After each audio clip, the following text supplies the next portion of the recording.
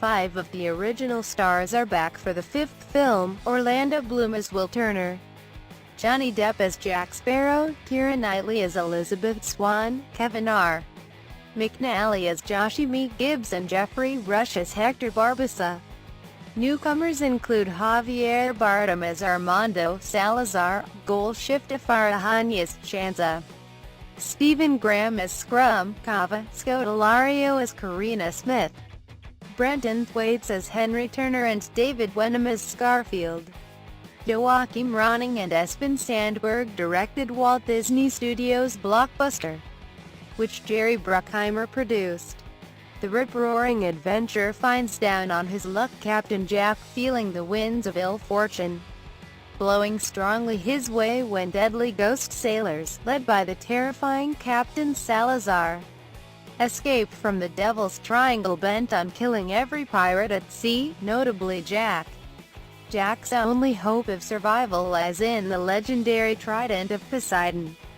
But to find it he must forge an uneasy alliance with Karina, a brilliant and beautiful astronomer, and Henry, a headstrong young sailor in the Royal Navy. The film studio says in a press release, at the helm of the Dying Gull, his pitifully small and shabby ship, Captain Jack seeks not only to reverse his recent spate of ill fortune, but to save his very life from the most formidable and malicious foe he has ever faced. The MPAA gave the film a PG-13 rating for sequences of adventure, violence, and some suggestive content. The Pirates franchise has finally delivered exactly what cynics had expected all along.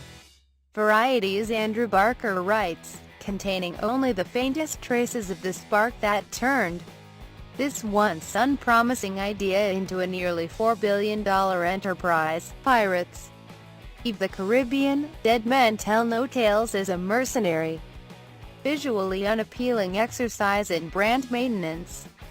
The franchise has lost a bit of its luster with every successive installment, but never has a Pirates film felt this inessential, this depressingly pro forma. Depp's performance is no better and no worse than in his previous 2 or 3 outings.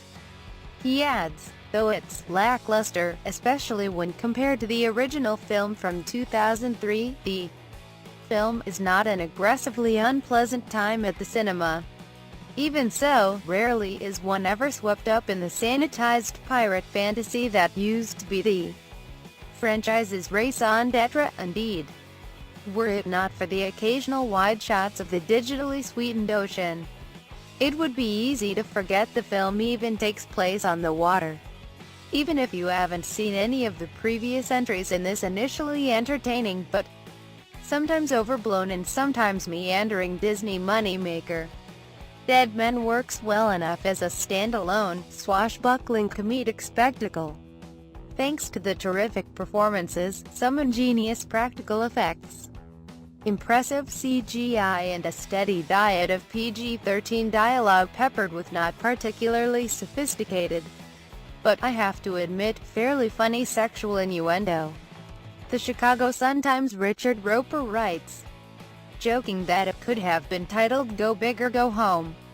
The film has its rocky moments, USA Today's Brian Truitt writes, but it also offers an engaging tale with family legacies, above-average swashbuckling, and a fantastic new villain.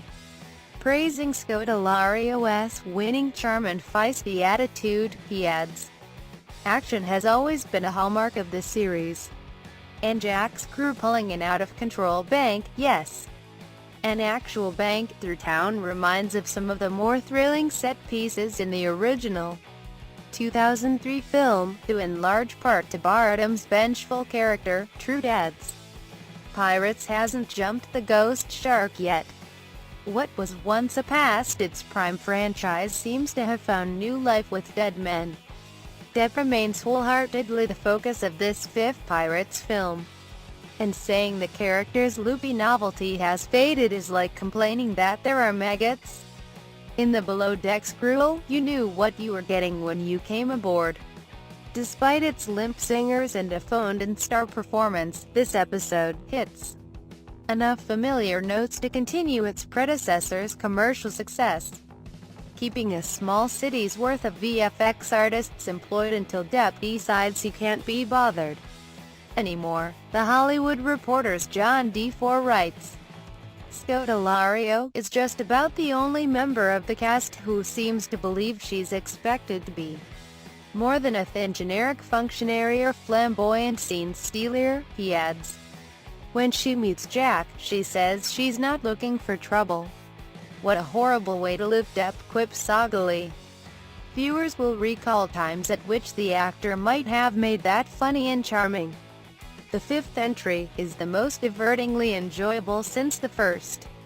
A professionally crafted brew of action, slapstick and supernatural mumbo-jumbo. It's less likely to spur timepiece glances than did the last few bloated installments.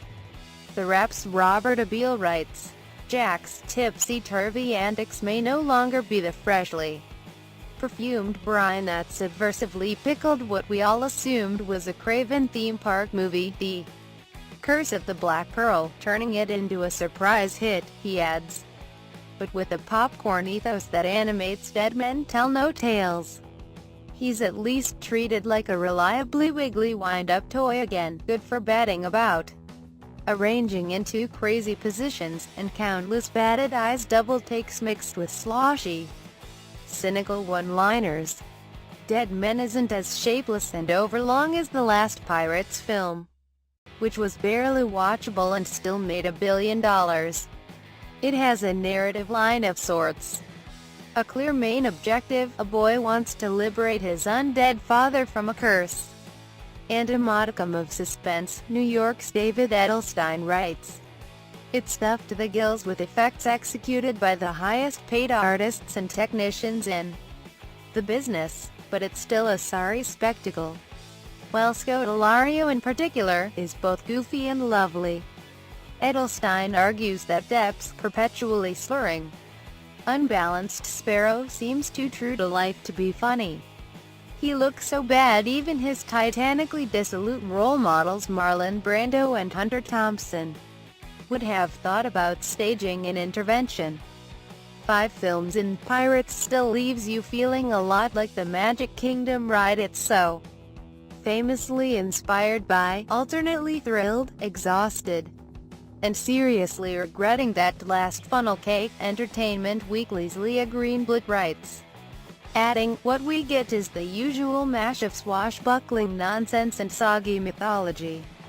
There will be romance, and revelations, and some silly gold-plated cameos, hello there, Sir Paul McCartney, and whoops, goodbye.